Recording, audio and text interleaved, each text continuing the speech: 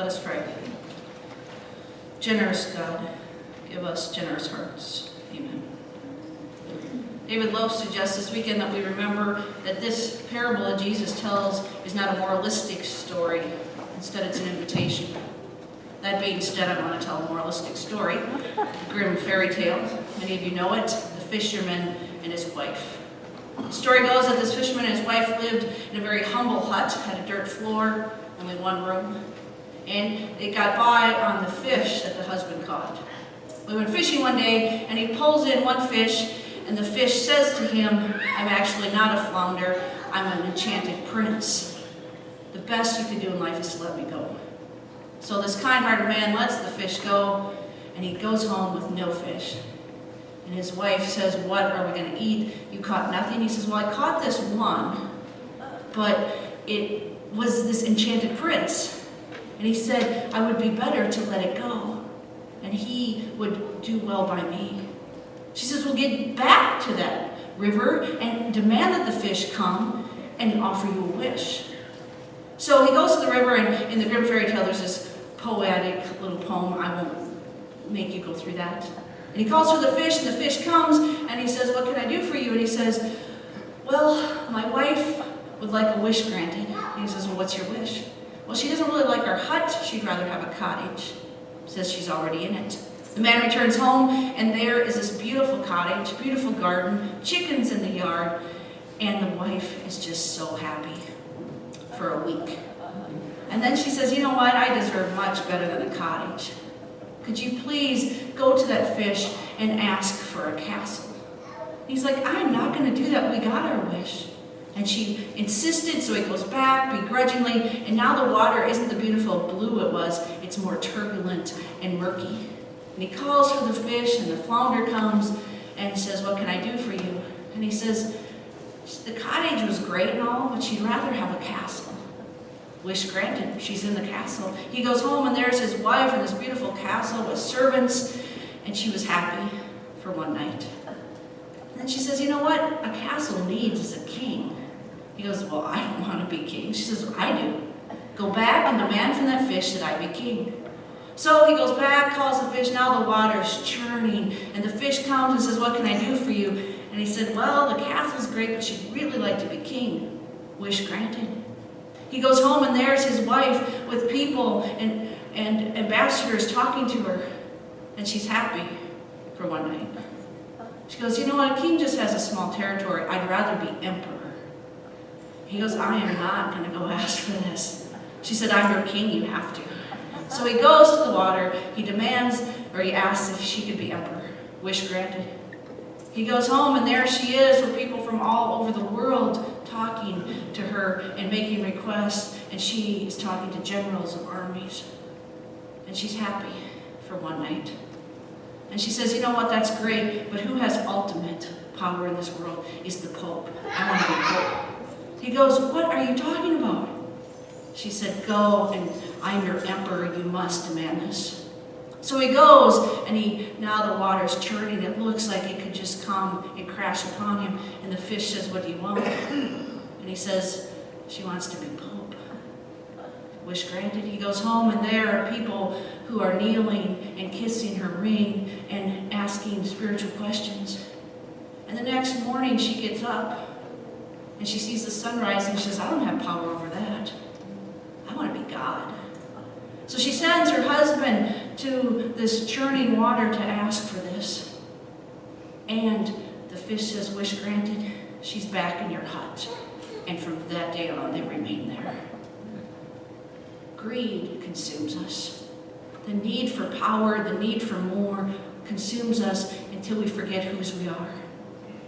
Jesus understood that when this man came forward. Notice how he whines.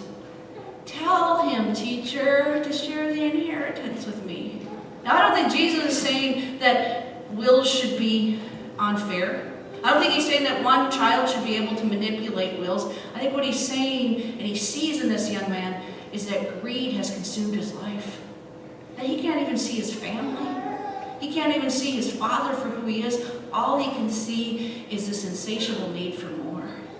And Jesus calls him out on it. And he calls the crowd to say, don't let greed consume you. because it will. Jesus makes it clear that he doesn't have the same motto as the character Gordon Gekko in Wall Street, greed is good. We know what greed does to us. We know it affects our relationship with each other, with God, and even with ourselves. That insatiable need that I don't have quite enough, that I need more and more. It consumes us, and it never ends. It's just a vicious circle that keeps going. How could a preacher do better this weekend than to get Ecclesiastes? Vanity of vanities, all is vanity. It actually means vapor of vapors. And that's what it feels like. Think of those times in your life where you were greedy. It might not have been for money, maybe for attention, for power, for more food. Did you ever hide food so no one else could have it? We do these things over and over again, and what happens is we're not happy. We think that'll make me happy if I just get all these fruit snacks. If I just get this, then I'm going to be happy. And we realize that when we get that, the next thing demands something of us. And our culture helps with this. Just go home tonight and listen to advertising, what it tells you, how empty your life is without this item, or without this thing, or how much you deserve it. And we start to believe it. I think of the times in my life where I feel the most empty. It's when I bought into the cultural thing that I should have this name brand, or I deserve a new couch, or my kids should have this or that or the other thing. And it isn't that we need it, it's because we want it. And that need drives us away from each other, it drives us away from community, and drives us away from God. The man in his parable, what does he say to himself? Here is what I'll do. How many times do we do that when our motivation is greed? Here's what I'll do. We come up with all kinds of justifications to hurt others, to take more than we need, to not open up our hands and share, because here's what I'll do. This is how I'm going to handle it. And I can justify it because I've worked so hard, or I've put in so many hours, or my brother was such a slacker and he's going to get the same as I. We have all kinds of excuses why we say, like this man, here's what I'll do. Many of you are probably familiar with the story of Aristotle Onassis' funeral. There was two mourners there, and one turned to the other before it started and said, I wonder how much he left. And the friend said, everything. He left everything. Jesus knows that greed will suck everything out of our soul. Notice what this man even says to himself. I'll say to myself, soul, you can relax and you can enjoy your life. But he has to tell himself that, but it's not true. And he knows it's not true in this parable that Jesus says about taking care of your needs are important, and then to extend that to our neighbor.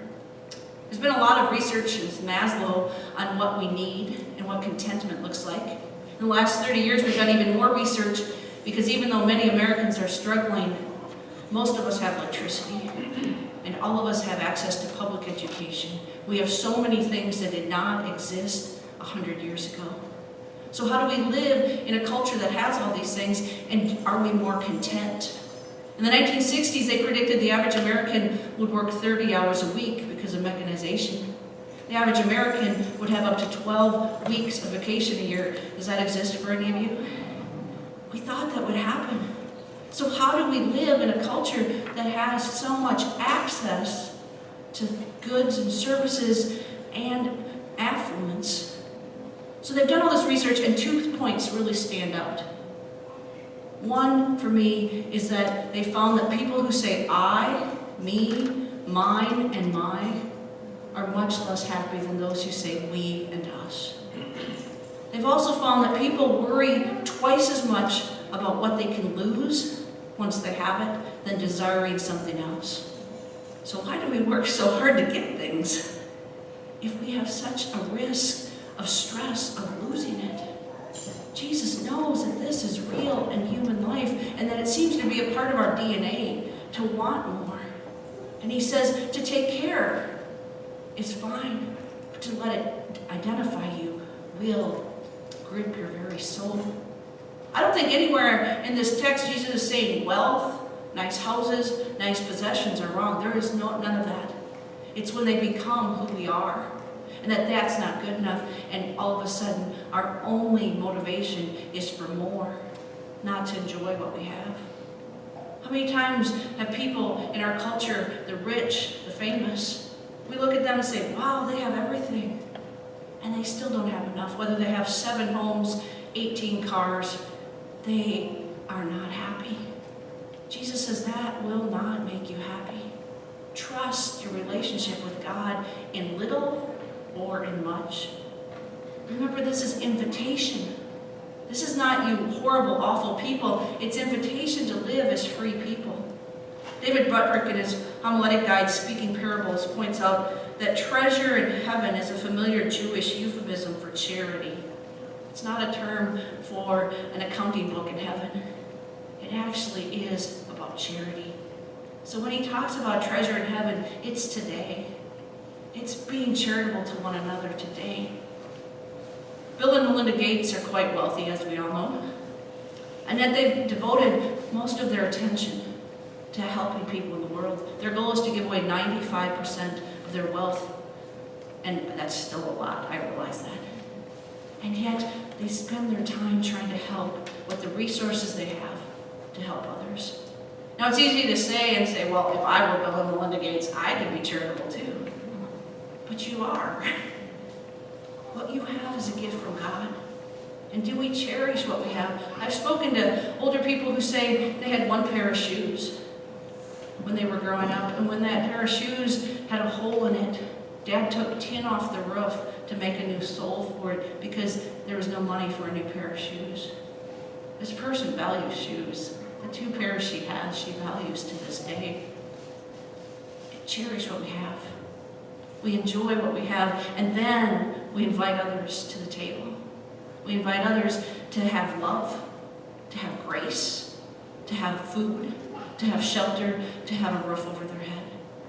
Jesus says greed will consume you and love will save you. St. Augustine once said that God gave us people to love and things to use, and sin, in short, is the confusion of these 2 things.